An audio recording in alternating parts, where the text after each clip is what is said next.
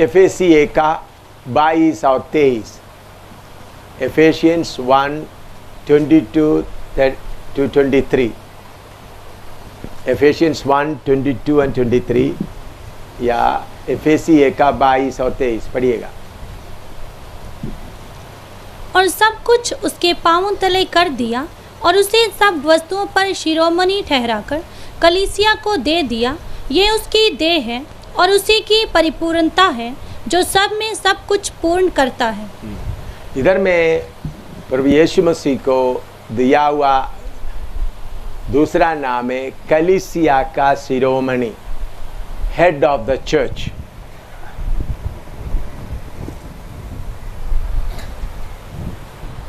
अठतीसवां पदवी या title, head of the church.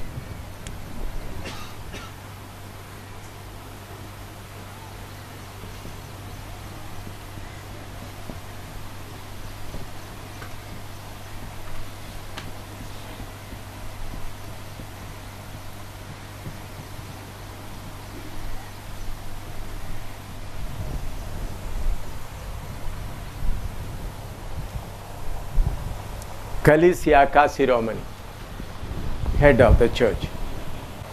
1 का 22-23 दोबारा पढ़िएगा। और सब कुछ उसके पांवों तले कर दिया और उसे सब वस्तुओं पर शिरोमणि ठहराकर पांव तले कर दिया, उनके अधिकार में ले आया। यीशु के पांव के नीचे सब कुछ लेके आया और उसे सब वस्तुओं पर शिरोमणि ठहराकर, उनको सब वस्तुओं पर शिरोमणि ठहराकर कलीसिया को दे दिया। हाँ, शिरोमणि कलीसिया को दे दिया। ये उसकी देह है। हाँ, कलीसिया क्या है? उसका देह। हाँ, अभी यीशु मसीह के अधीन में सब कुछ ला दिया। अभी आप नोट लिखने के जगह में थोड़ा सा अच्छी तरह सुने, ताकि तब आपको इसका गहराई थोड़ा समझ में आएगा। सब शक्तियों को यीशु मसीह के पांव के नीचे ले आया, फिर उनको कलीसिया का सिर बना कर दे दिया। कलीसिया उनका देह है। देह को जबरदस्ती पांव के नीचे नहीं ला रहा है, देह अपने आप सिर के नीचे आना। और एक बार मैं बताता हूं, बाहर का दुष्टता का आत्मिक सेना, सब आप ये बात आपका दिमाग में बैठना है तो अच्छी तरह सुनने से फिर बाद में लिखने के लिए टाइम देगा। सारे दुनिया की सब शक्तियों को अधिकार से प्रभु यीशु मसीह के पांव के नीचे लेके आए। जितना दुष्टता का आत्मिक सेना है, ताकत है, सबको पांव के नीचे लेके आए, फिर उनको कलीसिया का शिरोमणि बनाकर दे दिया, जो उसका देह है। तो देह को सिर के अधीन में आना, ओ है सिद्धता। एक एक आदमी परिपूर्ण होना, तामिल होना, उसका मतलब क्या है? सिर के अनुसार देह बनना। उदाहरण के तौर पर, मेरा ये सिर के अधीन में है यह हाथ, ये पेन इधर से उठाना है तो सिर आज्ञा देना। सिर आज्ञा देने के बिना ये पेन उठा नहीं सकते। तो ये पेन उठाने के लिए आज्ञा देते समय में एक अंगुली नहीं 3 अंगुली आना है करके कौन फासला करता है? सिर। सिर फासला करते वक्त तीनों अंगुली एकदम तैयार हो जाए। इतना लिखो, फिर आगे को बताए। अभी एफएसी 5 का 23 पढ़िएगा, 23-24। एफएसी 5 का 23 और 24। एफेशियंस 5:23 and 24। क्योंकि पति पत्नी का सिर है, जैसे कि मसीह कलीसिया का सिर है और स्वयं ही देह का उद्धार करता है, पर जैसे कलीसिया मसीह के अधीन है, वैसे ही पत्नियां भी हर बात में अपने अपने पति के अधीन रहें। इसके साथ साथ उसका मत्ती 5 के 31 से 33 तक भी पढ़िएगा। Matthew 5:31 to 33। मैथ्यू नहीं, एफेसियंस 5:31 to 33, नॉट मैथ्यू। हाँ, एफेसी 5:31 to 33। इस कारण मनुष्य अपने माता पिता को छोड़कर अपनी पत्नी से मिला रहेगा और वे दोनों एक तन होंगे। ये भेद तो बड़ा है, ये भेद तो बड़ा है, पर मैं यहाँ मसीह और कलीसिया के विषय में कहता हूँ। इधर में एफेसी 5वां अध्याय पति पत्नी के लिए लिखा हुआ नहीं है, कलीसिया के लिए लिखा है। पति पत्नी का भी दृष्टांत लेकर लिखा है। आखिरी में ये भेद बड़ा है। जैसा कलीसिया यीशु मसीह के अधीन है, इसी मतलब पत्नी पति के अधीन में रहना करके पत्नियों को बताते सामने बात बोलता है, ये भेद बड़ा। तो पहले हम समझते समय में एक शरीर है, यीशु मसीह के साथ मिलकर हम एक शरीर है, हम उनका शरीर का अंग है। रोमी 5 का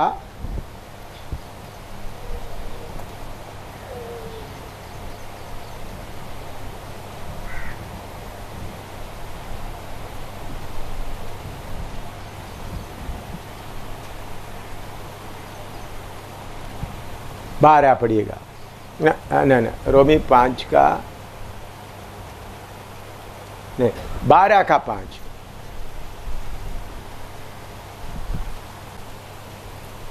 हाँ, 12 का 5 ही है, 12 का 5 ही है। मैंने बोला 12 का 5 ही है, सही। मैंने पहले 12 का 5 बोला था ना।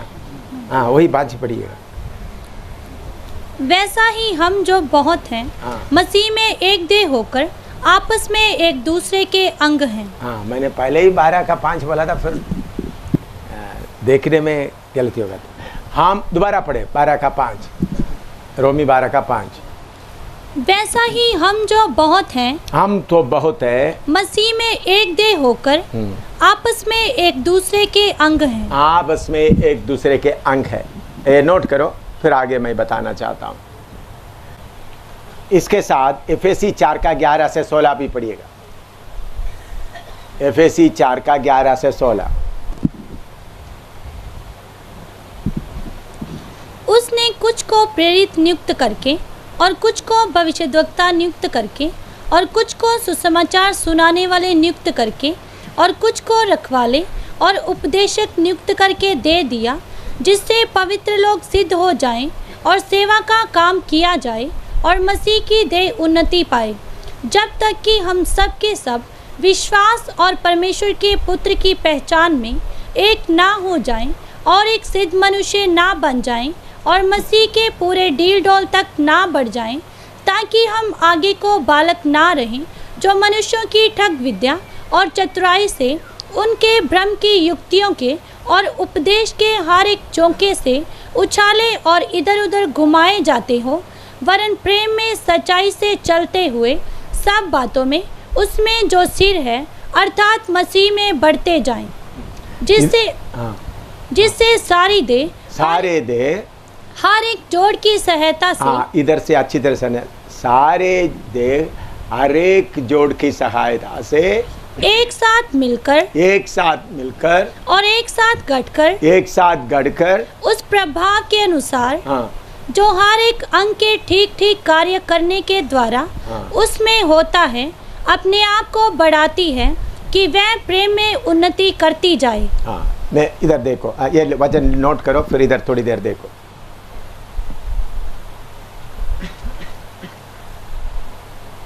लिखने के बाद आप सिद्धता क्या है, कामिल होने का मतलब क्या है?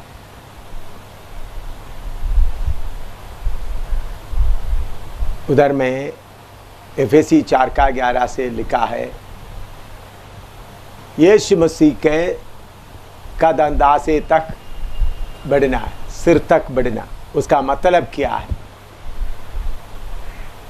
उसका असली मतलब यह है, जैसा हमारा शरीर में एक एक अंग सिर के अधीन में रहते हुए सिर में से जो आज्ञा आता है उसको पूरा पालन करता है, उस हालत में विश्वासी या सेवक आना है, वो है सिद्धता। उदाहरण के तौर पर ये 2 हाथ है,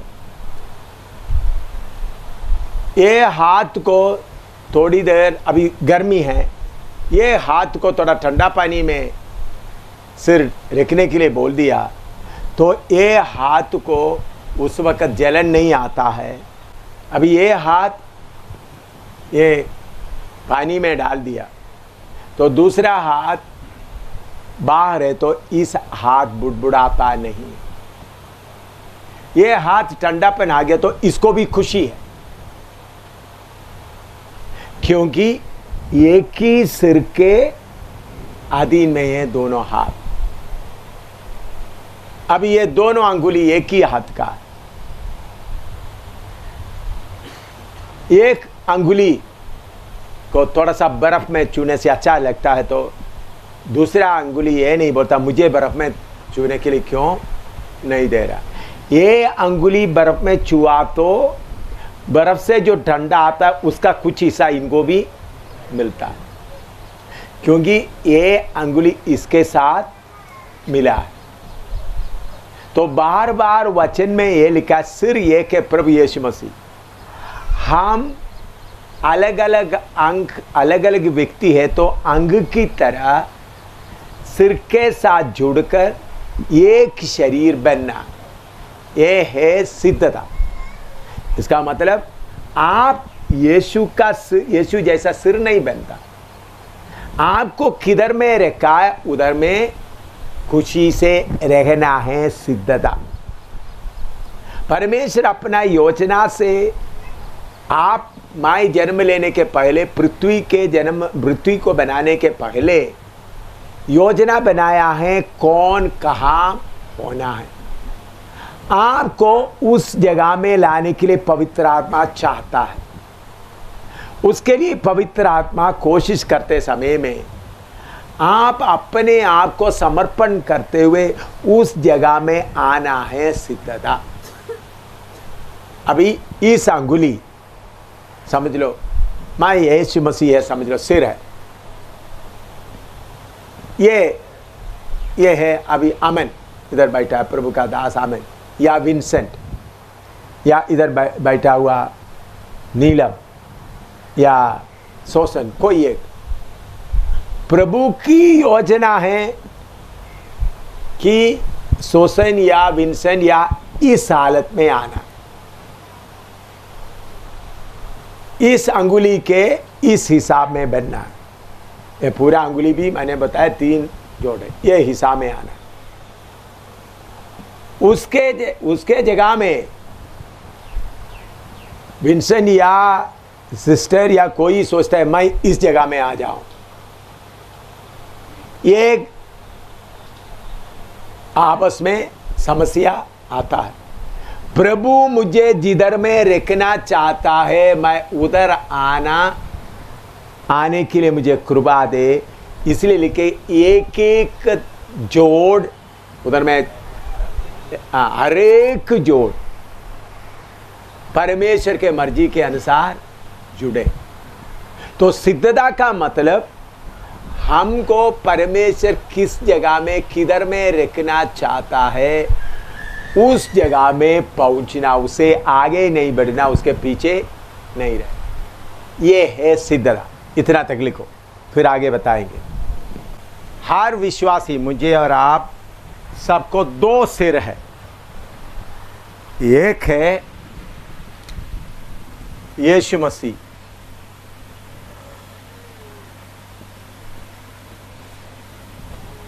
दूसरा सिर है आपका फ्लैश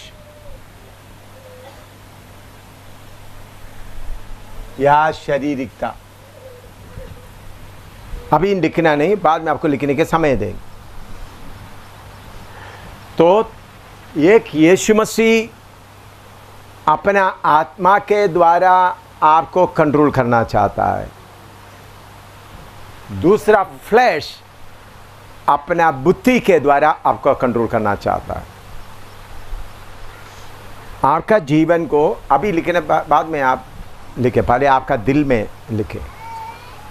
परमेश्वर की यीशु मसीह आपका सिर बनकर है, तो पवित्र आत्मा आपका एक एक बात को चलाएगा। अगर फ्लैश शारीरिकता आपका सिर है तो आपका बुद्धि आपको क्या करेगा? चलाए। तो इसलिए रोमी 8:14 में लिखा है, जो आत्मा के अनुसार चलता है वो ही परमेश्वर का पुत्र है। हम शारीरिकता के अनुसार चलने वाला हमारा अंगों को, अभी ये शारीरिकता के अनुसार चलने वाला हमारा अंगों को किधर लाना है? यीशु मसीह के आत्मा के अंगों में लाना है। ये है सिद्धता। इसका मतलब बुद्धि के, ये पाप, इसमें पाप का बात नहीं है। बुद्धि के अनुसार चलने वाला अंग को वचन के अनुसार, आत्मा के अनुसार चलने वाला अंग में लेके आना। ऐसा जब लेके आने में कामयाब होता तो आप सिद्ध हो गया। सिद्धता का शिखर आपको एक, आज तक मैं दुनिया में किसी किताब में ये देखा नहीं। मैं अभी इसके बारे में किताब लिखने वाला हूँ। आज तक मैं किसी से प्रचार भी नहीं सुना। मैं प्रभु के कदमों में बैठते वक्त, अभी नहीं बहुत पहले से प्रभु ने मुझे ये बात बताई, सिद्धता क्या है। तो इस सिद्धता के बारे में आपको सिखाने के लिए पहले मैंने शुरू किया अपना खुदी को क्या करो? त्यागो। फिर मैंने आपको समझा एक एक हड्डी, एक एक अंग है करके समझ लो। मैंने किधर कहाँ तक ले आया? हड्डी तक लेके आया। अभी कौन सा? अपना मन से हम किसके अनुसार चलने वाला बने? आत्मा के। आत्मा के अनुसार चलने वाला, इसका मतलब बुद्धि के अनुसार चलने वाला हमारा शरीर का वो एक एक बात को किस में लेके आना? आत्मा में। तो याद रखना, आपको दो सिर है, एक है आत्मा का सिर, दूसरा शारीरिकता का सिर। और आत्मा का सिर को कौन? यीशु मसीह जो सिर है, तो उसमें कौन चलाता है? आत्मा चलाता है। शारीरिकता आपका सिर है तो आपको कौन चलाता है? इसमें व्यभिचार नहीं आता, शराब नहीं आता, गंदा काम नहीं आता। वो सब बहुत दूर रह गया, वो बहुत ही दूर गया। लेकिन जो प्रभु में आया है उनको अपना फ्लैश शारीरिकता का सिर जीता है या आत्मा का सिर जीता है? लिखो, फिर बातें और बताएंगे।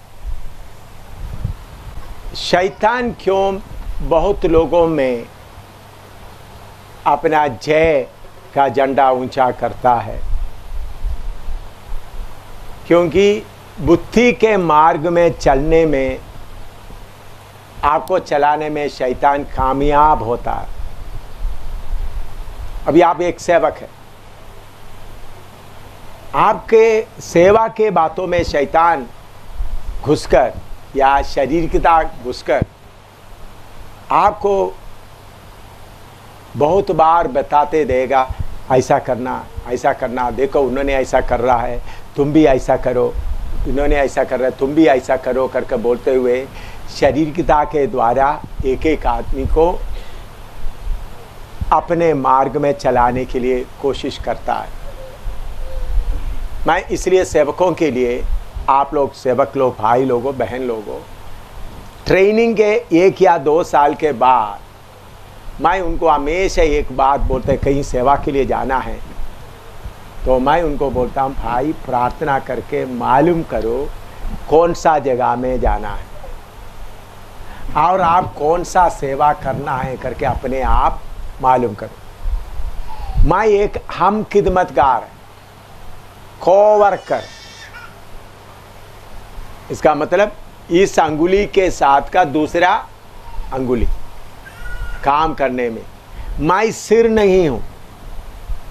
ट्रेनिंग के समय में आपको बोलेंगे इधर जाओ सेवा करो, बाद में मैं अपना मर्जी इस्तेमाल नहीं करता। दृष्टांत के तौर पर हमारा बहन राजी बिहार में जाने के लिए पूरा तैयार होकर टिकट भी लेकर सब तैयार हो। उन्होंने बोला मैं जाकर उसके अनुसार जाकर टिकट वगैरह ले लिया। जाने का एक दिन पहले वो पूरा जाने के लिए बेड ऑर्डर भी खरीद लिया, सब कुछ खरीद लिया। मेरे अंदर में पवित्र आत्मा अगवाही दिया कि केरला में कलीसियाओं के लिए एक स्पेशल किताब लिखना है। वो किताब हमने लिखना शुरू कर दिया, अभी 2 अध्याय लिख दिया। कल रात को 3रा अध्याय शुरू किया। उसमें वो किताब है परखा हुआ विश्वास। परखा हुआ विश्वास के बारे में किताब लिख रहा। तो मैंने राजी को बोला, राजी मैं ईमेल में मैं किसी को कुछ लिखा था, उसको पढ़ने के लिए बोला। फिर उनको बोला आप जाकर प्रार्थना करो, प्रभु आपको क्या बोलता है। मुझे मलयालम इतना लिखने में मुझे इतना तेज नहीं है, मदद चाहिए। तो मैं एकदम राजी को बोल सकता, राजी अभी मुझे मलयालम लिखने के लिए अभी आप नहीं जाना, इधर रह सकता।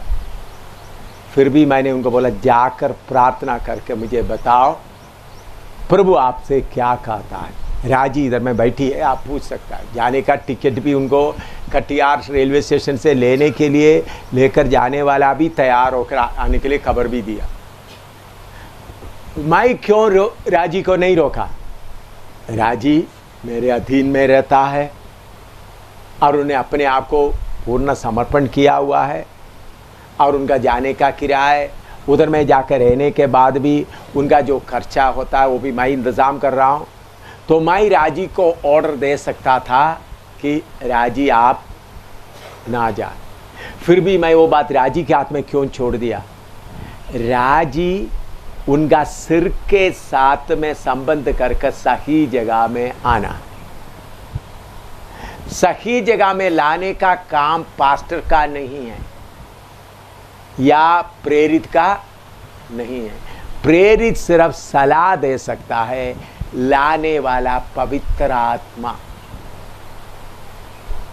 इसलिए मैं सेवकों को कहीं भेजते समय में बार बार उनको बोलता हूं प्रार्थना करके देखो, यही है आपको प्रभु इधर ही भेजना चाहता है, प्रभु आपको इधर ही सेवा कराना चाहता है। सेवा आप कितना करता है वो नहीं है। अगर आपको प्रभु एक गांव में सिर्फ किसी को सुसमाचार न बताते हुए उधर के लोगों का पापों को अपने ऊपर उठाते हुए रोते रहना है तो वो ही करता रहे। ये नहीं बाकी लोग कर रहा मैं भी करूं, नहीं। इस अंगुली को जो काम करने के लिए सिर बोलता वो करे। इस अंगूठे को कौन सा काम करने के लिए सिर बोलता है वो करे। इस पाँव को कौन सा काम करने के लिए बोलता है वो करे। वो है सिद्धता। उसके लिए जब तैयार, उनके सिर के ऊपर ऐसा चलने वालों का सिर कौन है? प्रभु यीशु मसीह। मैं बड़ा नम्र दिल से कह सकता हूं, मेरा सिर सचमुच में यीशु मसीह ही है। इसलिए इतना तूफान आने के बाद भी, लोग कितना बुराई बोलने पर भी मुझे कोई चिंता नहीं होता। मुझे किसी को खुश करने का मन नहीं आता, ना मेरा पत्नी को खुश करने का मन आता है, ना मेरा बेटा बेटी या आपको किसी को भी खुश करने का मन मुझे नहीं आता है। मुझे सिर्फ एक ही बात चिंता में रहता है, जो मेरा सिर बोलता है वो ही करने के लिए। तो सिद्धता क्या है? सिर जो बोलता है उस बात को बीच में खींचता है। खींचते समय में आपका बुद्धि कामयाब हो जाता तो आप सिद्ध नहीं हुआ, आपको खींचाता नहीं होता है। आपको अभी समझ लो आप एक जगह में हैं, उधर में आपको बार बार निंदा होता है, बार बार आपको बदनाम किया जाता है, बार बार आपको तकलीफ दिया जाता है, तब आपका शारीरिकता का सिर बोलेगा इधर से निकल जाओ। क्या बोलेगा? शरीर का सिर बोलेगा दूसरा रास्ता ढूंढो। आत्मा का सिर यीशु मसीह क्या बोलेगा? आत्मा सहतार हो। शायद सहते सहते आपको किसी एक सही जगह में आपको सेट करने के लिए प्रभु प्लान बनाता है, लेकिन आपका बुद्धि बोलेगा क्यों इतना सहना है, बाकी लोग इतना नहीं सह रहा है, बाकी लोग आराम से रह रहा है। एक एक अंग का काम अलग अलग है।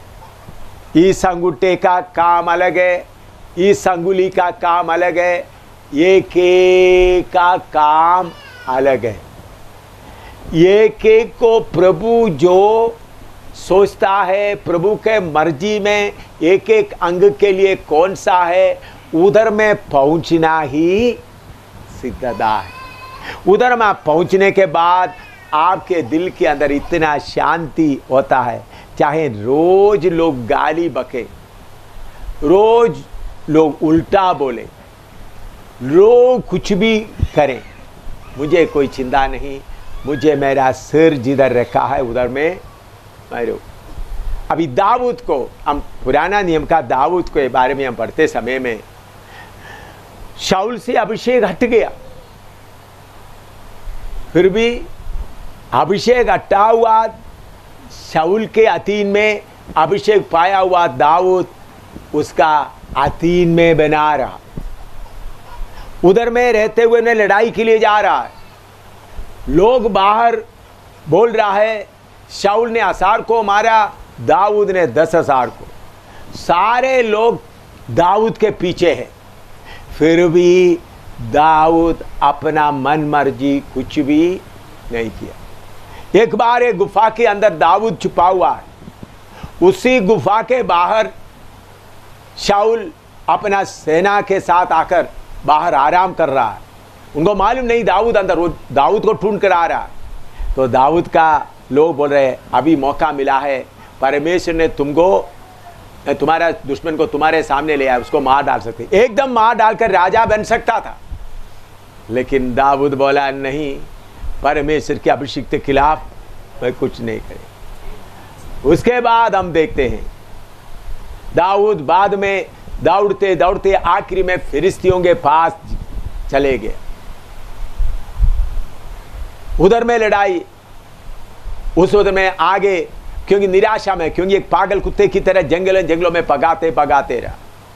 मौका मिलने पर भी शाऊल का बेटा जोनाथान भी दाऊद के साथ में है, शाऊल का पत्नी मीकल भी दाऊद के साथ में, फिर भी उन्होंने कुछ भी अपना तरफ से नहीं किया। आखिरी में शाऊल गिलबोआ पहाड़ में गिराया गया, तो उनको मार डालकर एक आदमी आकर आया, तो दाऊद क्या बोलता है, परमेश्वर का अभिषेक तो तुमने क्यों मार डाल दिया। और दाऊद शाऊल के लिए रो रहा है, फिलिस्ती कुमारी के गत्त में इसका प्रसिद्ध ना करो, ताकि उधर का लोग खुश ना करें। यह है असली नमूना। तो आपका सिर यीशु मसीह सचमुच में बन गया तो आपको जिधर प्रभु रखता है उधर आप खुश रहेंगे, चाहे कितना भी परेशानी आए। आपके दिल के अंदर आपका बुद्धि बोलेगा इधर जाओ, इधर जाओ, उधर जाओ। इसको जीतना है सिद्धदा। थोड़ा कुछ समझ में आया? लिखो। समझाने के लिए मैं बताता हूँ, नोट में लिखने के लिए नहीं, समझाने के लिए। ये बात आपका अच्छी तरह समझे, सिद्धदा आप हासिल करने के लिए। उदाहरण के तौर पर प्रभु का दास प्रमोद और रुबीना मिलकर हमारा ऑफिस का काम कर रहा है। पैसा का जैसा प्रभु की आत्मा, मैंने जैसा उनको बताते वो काम कर रहा। फोनटी कैमरा और रिकॉर्डिंग कर रहा है। सन्नी भी उनका हेल्प कर रहा है। गैब्रियल भी कर रहा है। मैं तीनों को लेके आया। तो इस समय में उनके मन में अपना बुद्धि एक बात ला सकता है। गैब्रियल का मन में, गैब्रियल ऐसा सोचता नहीं, गैब्रियल की तरफ बैठा है। हाँ, गैब्रियल ऐसा सोचता नहीं, मैं समझाने के लिए। गैब्रियल सोच रहा है मेरा मम्मी भी गल्फ में है, कुवैत में है, मैं इधर में बल्ली बम्बू उठाकर क्यों चल रहा है, और पोंटी मुझे दौड़ाते रहता है। तो ऐसा बुड़बुड़ाकर अपना सिर, अपना शारीरिकता बोलेगा तुम क्यों सिर रहे? नहीं, उनके मन के अंदर ये विचार आ सकते हैं, मैं भी पढ़ा हूं। तो उस समय में गैब्रियल क्या सोचना है, मुझे यहां प्रभु रखा है, पोंटी बेली उठाकर लाने के लिए मुझे बोल रहा है, ये भी मेरा प्रभु का मर्जी के अनुसार ऑर्डर आ रहा है, मैं उठाकर जाऊंगा।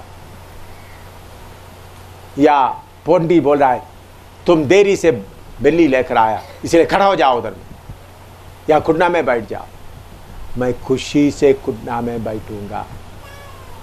उस वक्त गैब्रियल का मन बोलेगा नहीं, मेरा मम्मी भी कुवैत में है, मैं भी एक ही बेटा हूँ, हमारा घर में भी बहुत कुछ है, मैं खुटना में क्यों बैठूं? ये बात अपना शारीरिकता का बुद्धि का सिर लेकर आए, उसके ऊपर जय पाना ही है सिद्धदा। आपका बुद्धि बोलेगा, गैब्रियल का बुद्धि बोलेगा तुम क्यों खुटना में बैठना, तुम बिल्ली उठा के ले आया, फिर भी तुमको खुटना में बिठा रहे, तो ये अन्याय हो रहा मेरे साथ। ये कौन बोलेगा? अपना शारीरिकता का बुद्धि बोलेगा। उस बात को देखे नहीं, या उस बात को देखे दुति, चलो उनको दिखाने के लिए खुटना में बैठता हूं, अंदर में गुस्सा भरा हुआ है, तो कौन जीत गया? शारीरिकता जीत गया। मेरे जीवन में आने वाला सारे बात भलाई के लिए है समझते हुए रहेगा, तो आज इधर में बोंडी के द्वारा गुस्सा सुनते हुए, बोंडी का डांट भी सुनते हुए घुटना में बैठना प्रभु का मर्जी है। इसके द्वारा मुझे किसी जगह में सेट करने के लिए मेरा सिर सोच रहा है।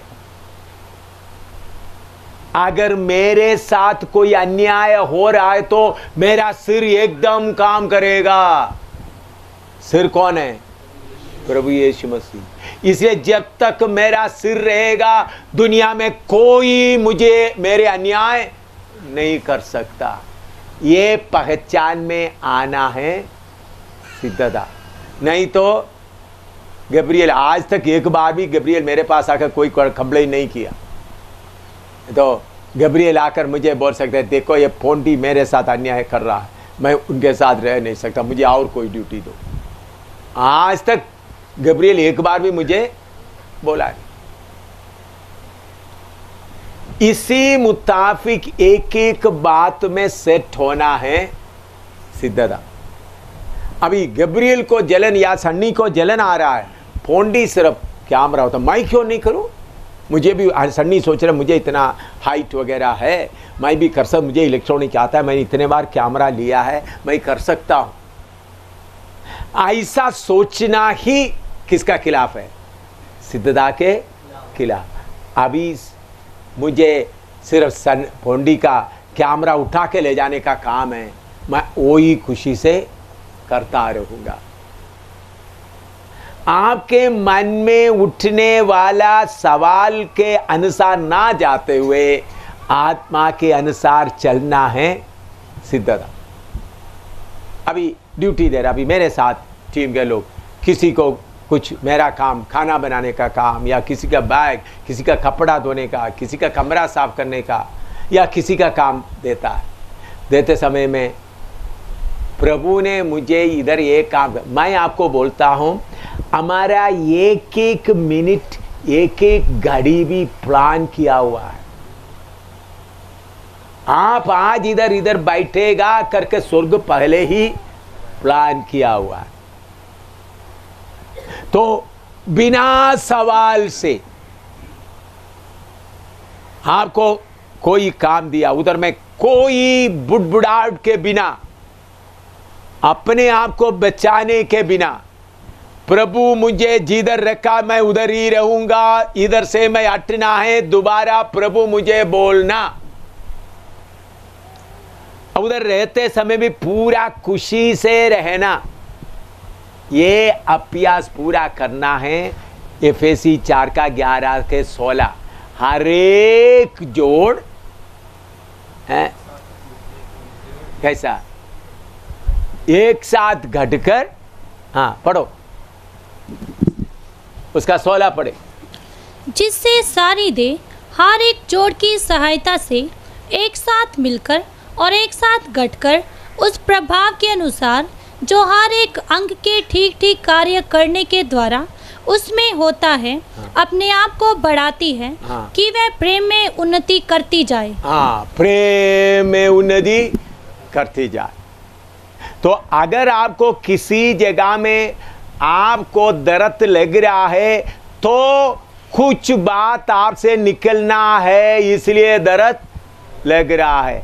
अगर आप किसी जगह में रहकर किसी की अधीनता में रह रहा है, कुछ काम हो रहा है, उस वक्त आपको दर्द लग रहा है, तो उसका मतलब उधर में कुछ रगड़ कर निकलने का है। तो तब क्या करना है? हटने के जगह में प्रभु ये कितने लोगों को बात समझ में आ रहा है? अगर आपको दर्द लग रहा है तो प्रभु इसे मुझे मालूम हो रहा है, इधर में कुछ रगड़ करके निकालने का चीज है, प्रभु आत्मा का कृपा दे, वो रगड़ कर निकल कर मैं खुशी से बन जाऊं। कितने लोगों को समझ में आ रहा है? तो मनुष्य होने के कारण आपके अंदर में दर्द आएगा।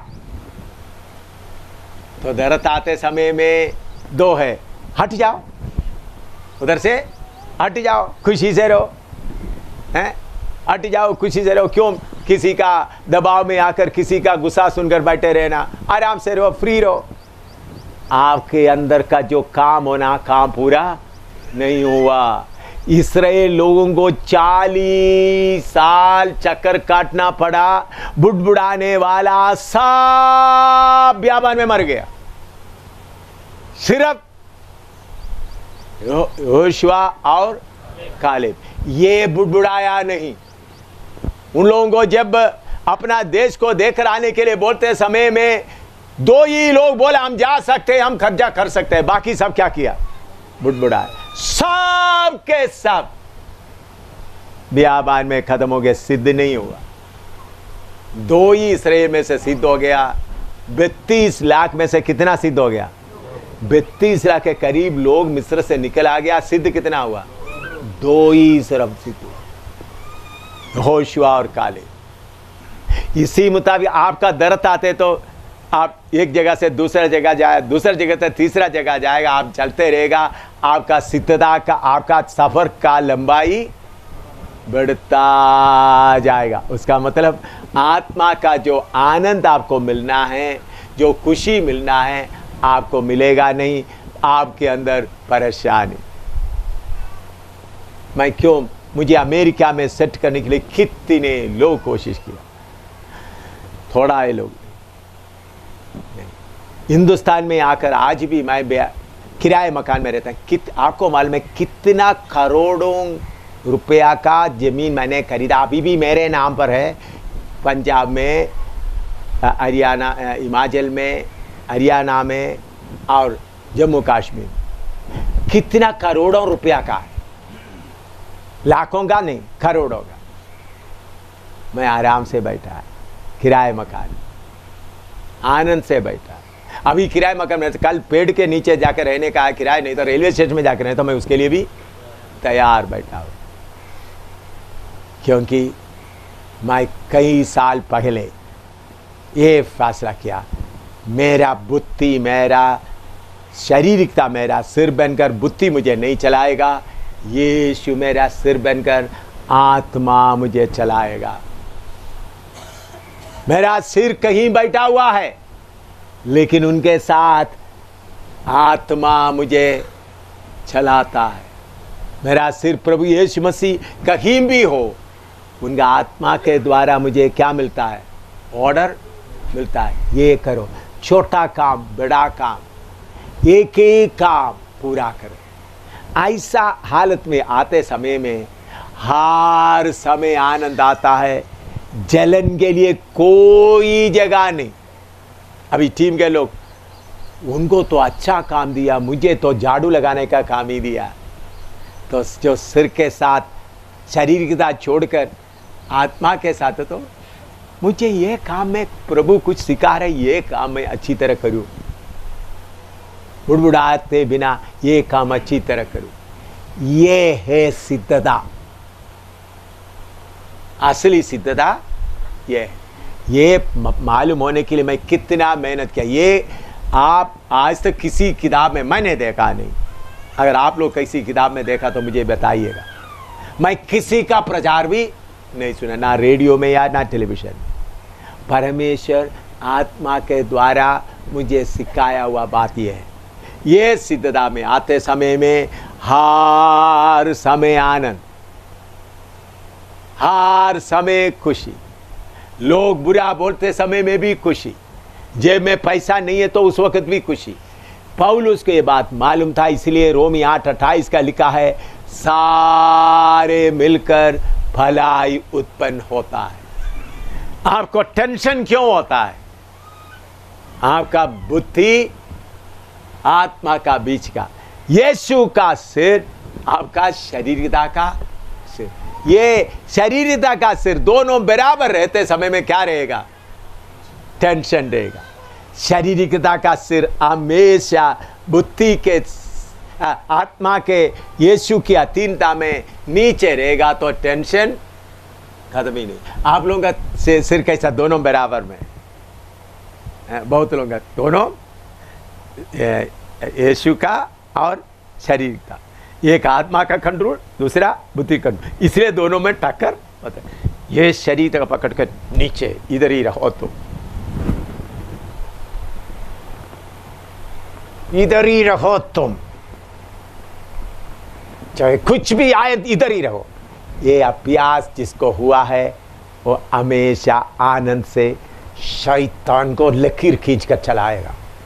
कल मैंने शैतान को बुलाया दोपहर को, मेरे सामने आकर खड़ा था, करीबन 10 मिनट तक सामने आकर रहा। फिर मैंने बोला जाओ, चले जाओ।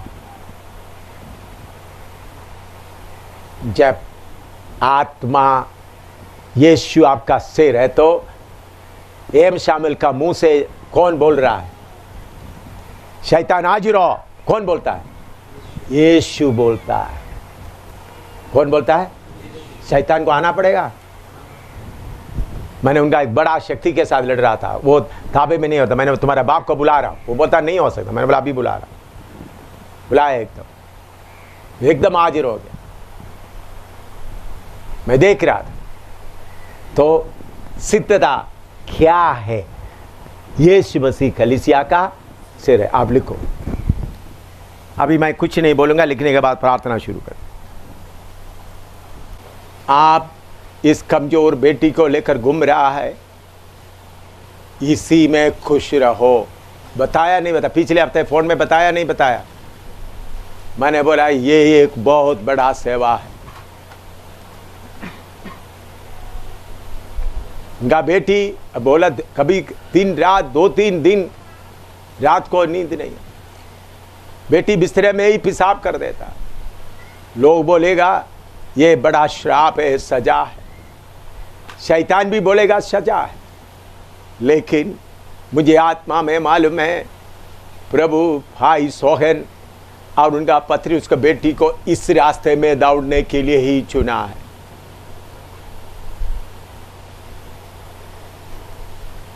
दिल्ली में एक नारायण है, अभी 14 साल हो गया बिस्तरे में पड़ा हुआ, उनका हाथ और पाँव गल रहा है, गल बोलते हैं ना जो, हाँ गल रहा है।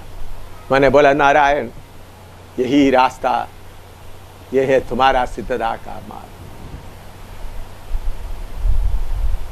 प्रभु जिधर भी आपको रखता है, बिना सवाल पूछते हुए, अपना मर्जी कुछ भी ना लाते हुए, जब अपना मन में विचार आता है उसको दबाते हुए, आत्मा की अगुवाई से प्रभु से सुनने तक मैं नहीं लूंगा, वो है सिद्धता के लिए समर्पण किया हुआ लोगों का लक्ष्य। बल्कि जो अपना मन का खुशी के अनुसार इधर उधर घूमते रहता है, आप सियोन में पहुंचेगा करके पक्का मालूम नहीं हो सकता। आपको आज एक कल जगह में पहुंच रह गए, इसराइल का 32 लाख में से सिर्फ 2 ही वायदा की और कनान देश में पहुंचा। आप भी रास्ते में खत्म हो सकता है, इसलिए बोलता है जान देने तक वफादार रहो। ये छोटी बात नहीं है, सिद्ध होने वाला यीशु के समान बनकर, परमेश्वर का तुल्य बनकर हुकूमत करने वाला। आप आने वाला समस्याओं से अपना बुद्धि से आप बच सकता है, लेकिन आपका नुकसान बहुत भारी होता है, बहुत भारी होता है। मार्ग से हट गए, अपना बुद्धि के अनुसार आने वाला छोटा समस्या देकर मार्ग से हट गया।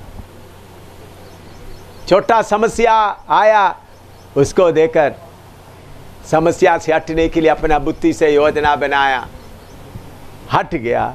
नुकसान बहुत भारी है, थोड़ा नुकसान नहीं है, नुकसान बहुत भारी है। बाद में प्रभु का मर्जी से आपको उठाकर बाहर फेंक देगा। मेरे साथ निकला हुआ सेवकों में से अभी सिर्फ 5% या 10% इधर है, बाकी 95% 90% हट गया रास्ते से।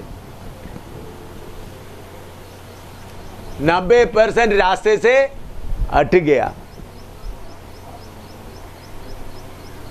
उन लोग अच्छा मकान बनाकर खुशी से आराम से रह रहा है, लेकिन सिद्धता का मार्ग से हट गए। 90% से ज्यादा, 100 में से अभी 5 या 10 ही इधर है। मैं अभी भी बोल सकता हूं,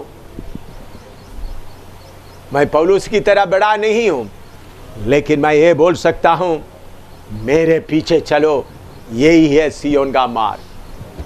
मैं पूरा दिलेरी से बोल सकता हूं, मेरे पीछे चलो, यही है सियोन का मार्ग। मैं पूरा दिलेरी से बोल सकता हूं, मेरे पीछे चलो, यही है सियोन का मार्ग।